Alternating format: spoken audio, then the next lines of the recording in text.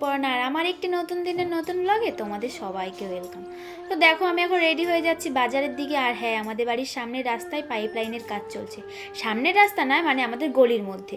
আর এটা হচ্ছে আমাদের সামনের রাস্তা, তাই ভাই আগে থেকে গাড়িটা রাস্তায় তুলে রেখেছিল আর ও এখন যাচ্ছে আমাদেরকে দিতে। এখন বাজারে যাচ্ছি আমি আর মা, কিছু কাজ ছিল আর মায়ের এসছে জ্বর, ডাক্তার দেখাবো। তো দেখো বাজারে আমরা চলে এসেছি, যে সামনে যে যাচ্ছে ওটা কিন্তু আমার পিসেমশাই, পেছন দিক থেকে ভিডিও করে নিচে করে দেখাবো। তো দেখো মা আগে রাস্তা পার হয়ে ব্যাংকে চলে যাচ্ছে আর ভাই চলে যাচ্ছে আমাদেরকে দিয়ে বাড়িতে। তো তারপরে আমরা ভেতরে গেলাম আর ভেতরে গিয়ে দেখি ঠিক এরকম লোকজন লাইনে দাঁড়িয়ে রয়েছে। তো আমাদের তো এখন বসে থাকা ছাড়া আর কোনো কাজ নেই। তো আমরা একটু বসেছিলাম আর প্রায় আধ ঘন্টা পরে গিয়ে আমাদের কাজ মিটে গেছে। আর আমার মতো কে কে এরকম ফোনের কভারের পেছনে টাকা রাখো অবশ্যই কিন্তু কমেন্ট করে জানিও।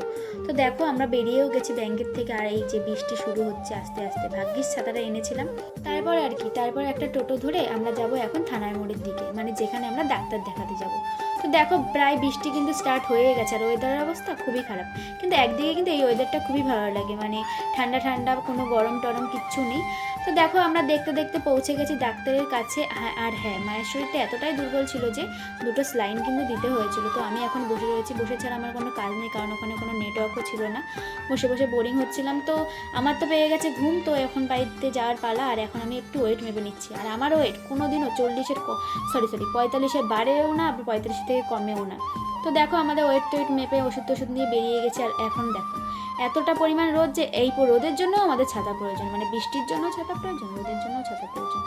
এই ওয়েদারটা দেখে তো আমার মুডের কথা মনে পড়ছিল, কারণ আমার মুড এরকম একসময় খারাপ হয় একসময় ভালো হয়, মানে কখন কি হয় আমি নিজেও জানি না।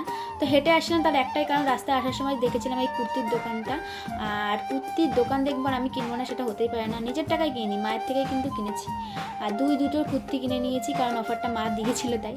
আর আমি কিনে নিয়েছি ভাইয়ের জন্য, যদি কিছু না কিনি বাড়ি গিয়ে তো আমাকে মুখ শোনাতে রাখবে না, তাই ওর জন্য একটা জুতো কিনে নিয়েছিলাম। ফার্স্টে গিয়ে দেখে পছন্দ করলাম, তারপরে ওকে ছবি পাঠালাম, ছবি পাঠিয়ে ও পছন্দ করলো, তারপরে এই জুতোটা কিনে নিলাম।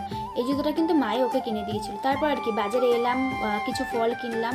প্রথমে আমি এই সবুজ লেবুগুলো নিচ্ছি না, তার মা বললো যে এইগুলো সবুজগুলো নিস না, পাকা পাকা দেখে নিই, মানে হলুদ।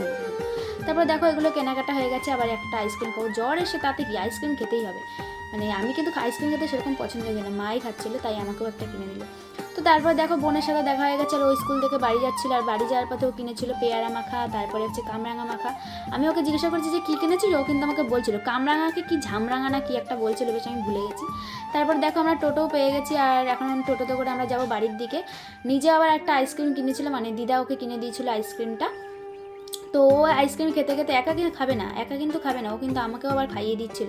আমি বললাম না, আমি তো খেয়েছি, তুই খা, আমার আইসক্রিম অত একটা ভালো লাগে না, তুই এখন খা। দেখো আমাকে জোর করছে, খেতেই হবে।